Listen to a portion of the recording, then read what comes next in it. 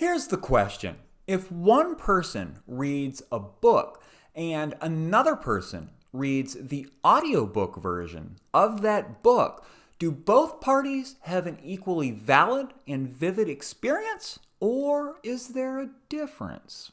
Hey there, friend. Reading Funk back with you on a topic that is really interesting for me. Make sure you're subscribed. I'll enter all my subscribers in an upcoming Amazon gift card giveaway. So hit that subscribe button and that bell, and more about that later. There's nothing like the feel of a book in your hands, the smell of the pages, turning the pages, and a book can be an ideal format for authors that are putting maps and diagrams in along with their story, and you can also highlight and jot notes down in a book. Plus, a book looks great on your bookshelves if you're collecting. So those are some really good points about reading the text. However, there's nothing like the convenience of an audiobook. Many people listen to audiobooks on their way to work or out while they're on a walk, and they get to take in material that they otherwise would not have been able to take in. So that's really important, and audiobooks are great for people that are blind or dyslexic. Plus, narrators can really put on a great broadcast with an audiobook. For example, sarcasm comes across much better in an audiobook than it would on the written page. And also, narrators can join up and a whole cast of people can read an audiobook. So there's nothing like the emotion that goes into the linguistics in an audiobook. I love it when an author reads their own book because the audiobook in that case can be really genuine and heartfelt and enthusiastic. So those are some positives on the audiobook side.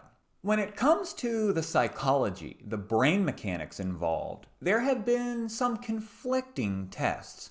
For example, in 2016, Beth Rogowski at the University of Pennsylvania did a test with a group of students. She had one group read the book Unbroken by Lauren Hillenbrand, and she had another group listen to the audiobook version of that book, and she concluded that there were very little to no differences in retention and comprehension among those students. Another test in 2010 by David Daniel at James Madison University showed that students who listened to a podcast lesson performed 28% worse than students who read the text for that same lesson.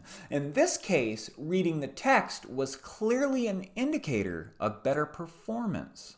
Although the jury is out on the brain mechanics particularly, I can tell you from my own personal experience that audiobooks, for me, can be just as vivid as reading the text. When I listen to an audiobook, I make sure that I'm not doing anything else, because if I'm multitasking, I will not retain the information as well. It won't be as vivid in my mind, and my mind will easily wander. So what I do is I turn the lights off, I put my sleep mask on, and I play the audio in a darkened room, and I allow it to play out in my mind's eye. And in that way, it's just as vivid for me as reading the text. However, if you have a history book or a technical manual or something like that where you're really trying to study, it's my experience that reading the text in that situation would be a much better option. Depending on how your brain is wired, you may get a better experience from audiobooks or reading the text. It really is a subjective individual thing for people, it is true that one person could read a book and have a better experience than a person who read the audiobook, but the exact opposite of that is true as well. Some people simply have a more vivid experience listening to a narrator as opposed to reading the text on a page. It's true that we get good at what we do. If you're regularly listening to audiobooks, your brain will adjust in such a way that you'll have a better experience. And the same thing is true for someone reading the text.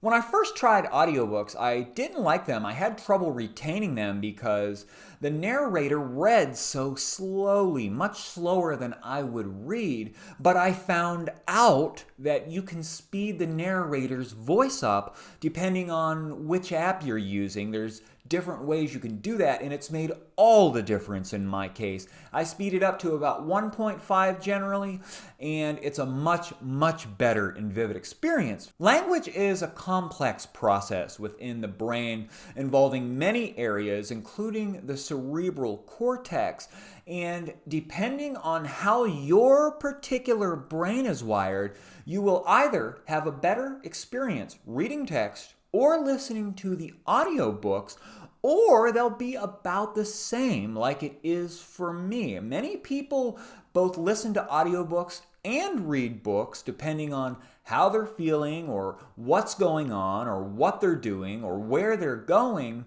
So it really is, my friends, a subjective, individual, case-by-case thing.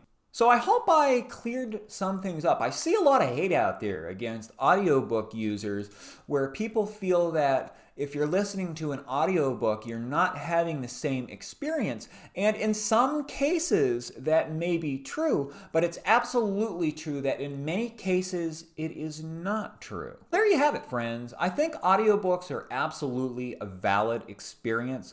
If I had to favor one or the other, I would probably favor the actual real book, but I definitely recognize the value and the validity of audiobook experiences. I want to thank you all for the support you've shown me. I'd like to ask you to like and subscribe and hit that bell.